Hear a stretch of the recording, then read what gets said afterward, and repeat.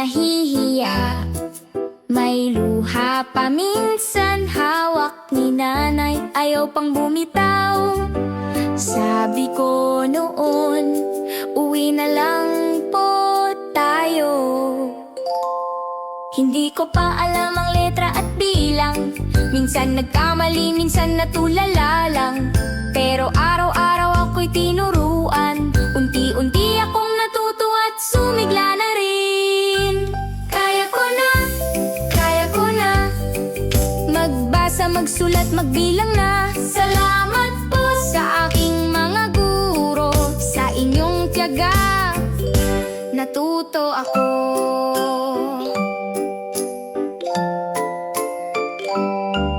Nakilala ko ang mga bagong kaibigan, sabay kaming tumawa, sabay maglaruan.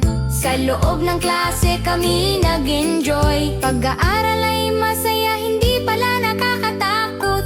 Kaya ko na may kumpiyansa na sa sarili ko na. Salamat po sa school staff naming lahat, sa inyong tulong kami naging ligtas. Salamat po sa aking magulang, sa paghahatid, pagsundo at gabay. Salamat din kina lolo at lola, sa dasal at yakap palagi.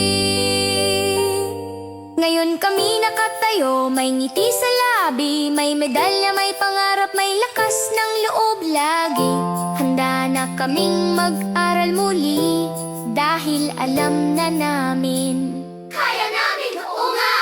Kaya ko na sa susunod na baitang haharap na. Salamat po sa lahat ng nagmahal, kindergarten tapos na, kami handa na. Salamat po, mahal namin kayo.